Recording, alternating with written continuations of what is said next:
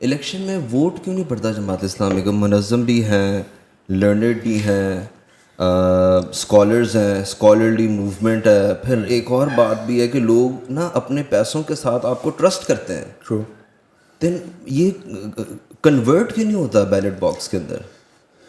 ویسے تو مجھے اس سوال سے یاد آ گیا، یہ بڑا عام اور کامن سا سوال ہے. تو یہ سراج صاحب سے کسی نے ایک پروگرام میں پوچھا کہ بھئی لوگ آپ کو پاکستان میں سب سے زیادہ ڈونیشنز دیتے ہیں، الخدمت پہ اعتماد کرتے ہیں، تو ووٹ کیوں نہیں دیتے؟ تو انہوں نے کہا کہ ان کو اپنے پیسے کی قدر موجود ہے ان کے ذہن میں کہ بڑی قیمتی چیز ہے، تو اس لیے وہ جماعت اسلامی کو دیتے ہیں.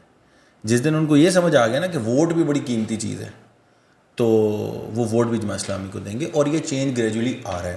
یہ بات میں قبول کرتا ہوں کہ جماعت کہیں اسلامی الٹ تو نہیں ہے اس طرح کہ وہ پیسوں کے ساتھ آپ کو کرتے ہیں ٹرسٹ مگر آپ کی لیڈرشپ پہ ٹرسٹ نہیں کرتے؟ نہیں ایسا نہیں، پھر تو پیسہ نہیں دیتے نا. جس پہ آپ کو اعتماد نہیں ہوتا آپ اسے پیسہ تو کبھی بھی نہیں دیتے. ایک بات ماد بندہ ضروری تو نہیں ہے کہ وہ کمپیٹنٹ ہو.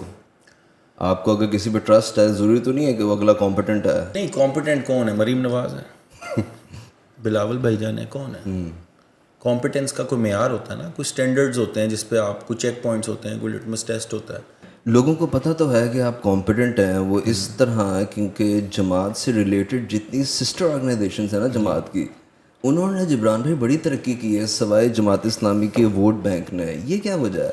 فار ایگزامپل یہ آرگنائزیشنز ہیں جماعت کی، the interpreter of Quran, institute of Islamic education, Afaq, Alkhidmat foundation, boarding school, Alghazali trust, ٹھیک ہے، پھر آغوش، کرتبہ سٹی یعنی یہ ٹاؤنز بھی، پھر قدم، پھر مدینۃ العلم. تو آپ لوگوں کو یعنی آپ جو چیز اچیو کرنا چاہیں آپ کر لیتے ہیں. لگتا ہے آپ لوگوں کا دھیان میرے خیال میں کہیں اور ہے. اب آپ ووٹس کے چکر میں نہیں ہیں. بٹ وین جماعت اپنی سسٹر آرگنائزیشنز کے اندر اپنے لوگوں کو کام دیتی ہے، کیونکہ ایک نا پولیٹیکل ایکٹیوسٹ کے لیے سب سے مشکل کام یہ ہوتا ہے کہ اپنے روز مرہ کے کام چھوڑ کے ایک تحریک کا حصہ بننا. مگر جب جماعت ان کے اکانومی کو بھی کور کرتی ہے تو یہ کلٹ کی فارم نہیں بن جاتی؟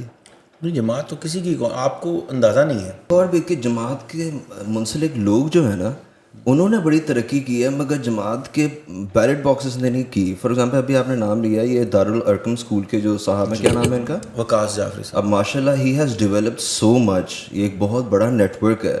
اور بھی اس طرح کے ہیں کئی، یعنی پرنٹنگ پریسز والے، اس طرح کے لوگ جو جماعت سے جن کا تعلق ہے شاید سیکنڈ ایئر میں یا فرسٹ ایئر میں، انہوں نے بڑا یعنی گریجولی ترقی کی ہے. جماعت کے اندر ہم نے ویسی ترقی نہیں دیکھی. اچھا، یہ پہلے بھی جب میں بات کر رہا تھا تو مکمل نہیں ہو